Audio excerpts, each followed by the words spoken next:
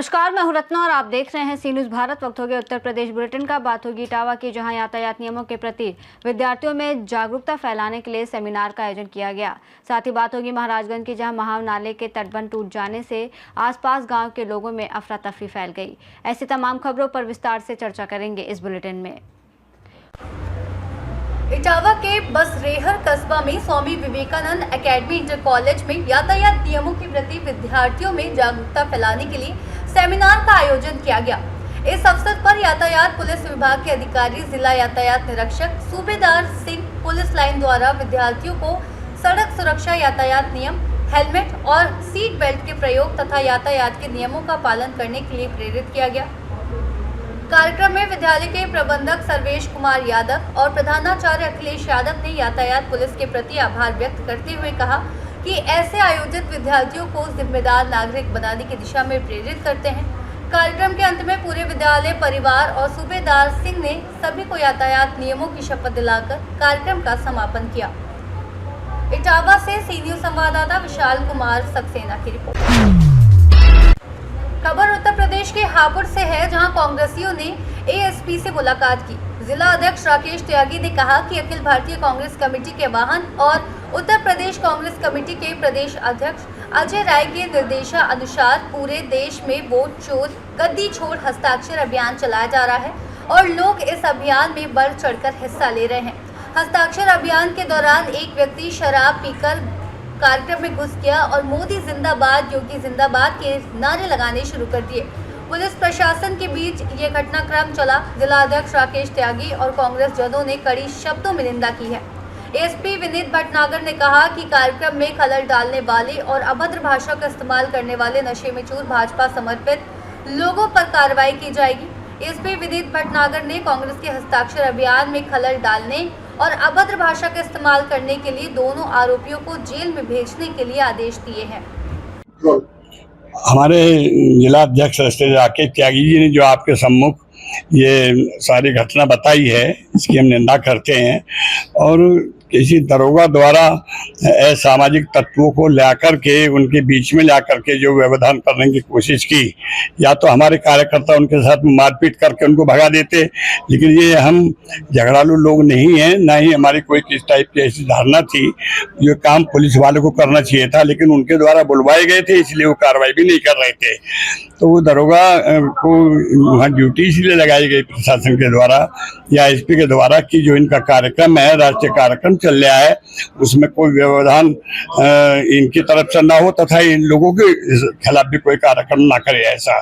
तो मैं समझता हूँ ये प्रशासन की अच्छी सोच नहीं है। ये पूरे हिंदुस्तान के अंदर कार्यक्रम है, हमारा प्रदेश में, पूरे देश में, तो ऐसा उन्हें नहीं करना चाहिए था।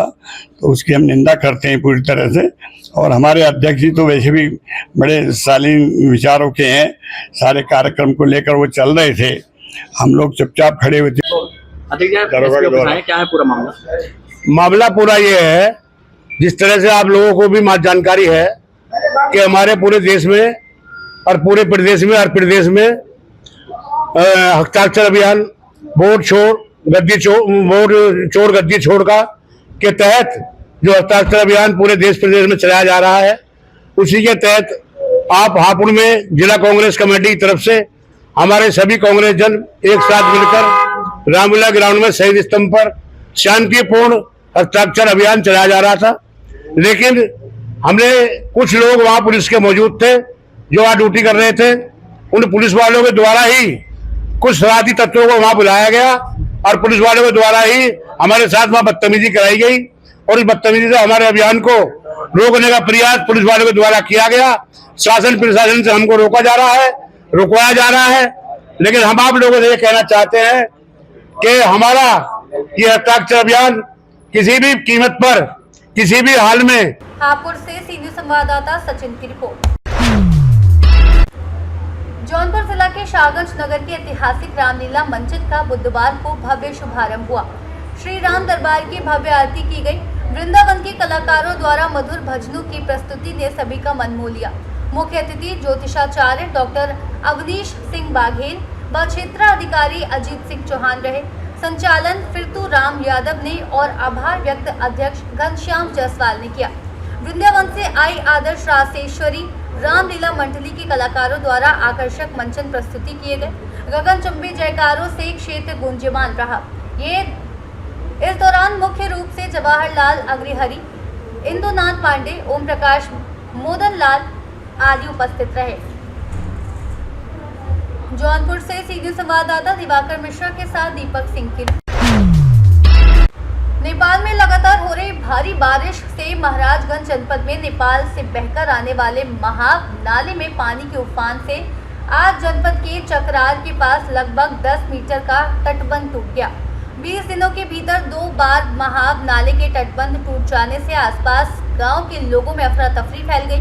वहीं सैकड़ों एकड़ फसल जलमग्न होने के साथ ही खेतों में सिल्ट जमा हो गई है। मौके पर पहुंचे अधिकारियों व कर्मचारियों ने राहत और बचाव कार्य शुरू कर दिया है। इसके साथ ही टूटे हुए तटबांध की मरम्मत की जा रही है, लेकिन लगातार हो रही बारिश से समस्या बनी हुई है। मौके पर मौजूद नौतनवा एसडीएम नवीन कुमार ने बताया कि नेपाल में बादल फटने और भारी बारिश से महाव नाले का जलस्तर अचानक बढ़ गया है, जिससे एक साथ पर तटबंध टूट गया, जिसका मरम्मत कार्य जोर शोर से किया जा रहा है। बरगदवा बाजार में आज फिर दूसरी बार महाव नाले का तटबंध टूटा है। तो किस तरह से इसकी व्यवस्था सिंचाई विभाग के द्वारा किया गया था, ये लगातार इस वर्ष तो 2 बार टूट चुका। क्या कहेंगे आप इसमें? आज सवेरे जो है यहाँ जैसे हम लोग चकरार में खड़े हैं तो सवेरे यहाँ का तटबंध टूटा है, क्योंकि इस बार जो बारिश हुई है नेपाल में अप्रत्याशित रही है और वहाँ पर जो अब तक का फ्लड लेवल है हमारा 13,400 उसके भी ऊपर पानी चला गया है। तो जो अप्रत्याशित बारिश हुई है इसकी वजह से यहाँ पर पानी बहुत तेज़ी से बढ़ा है और इसकी वजह से ये दरार आई है। लेकिन अभी स्थिति सामान्य है और पूरी टीम लगी हुई है। हमारे पुलिस के लोग भी लगे हुए हैं, प्रशासन के भी लोग लगे हुए हैं। जो सिंचाई विभाग की टीम है वो भी अभी रिक्रूटमेंट के काम में पूरी लगी हुई है। सर जो है हर वर्ष इस पे लगभग करोड़ों रुपए आते हैं खर्च के लिए, लेकिन किस तरह से इसको बांधा जा रहा है कि बार बार ये टूट जा रहा है, बड़ी समस्या है। देखिए इसमें बराबर निगरानी भी होती रही है, इसकी पूरी तैयारी भी की गई थी, लेकिन जैसा कि अब इस बार की बारिश में बता रहा हूँ कि अप्रत्याशित रही है और जैसा कि सूचना मिल रही कि नेपाल में भी बादल फटने की भी सूचना प्राप्त हुई है। और महाव नाला आप जानते हैं कि यहाँ का जो कैचमेंट एरिया है बिल्कुल वहाँ के नेपाल की बारिश पे ही निर्भर करता है और पानी जो भी वहाँ होती है तो यहाँ 1 घंटे 2 घंटे में ही पानी का लेवल बहुत तेज़ी से बढ़ता है। ये ऐसी स्थिति होती है कि कई बार उसको नियंत्रित कर पाना संभव नहीं हो पाता। इस बार जैसा कि बांध के ऊपर भी पानी का लेवल चला गया है, तो ये अप्रत्याशित बारिश की वजह से ही ये इस बार दिक्कत का सामना करना पड़ा है। महाराजगंज से सीनियर संवाददाता अंगद शर्मा की रिपोर्ट।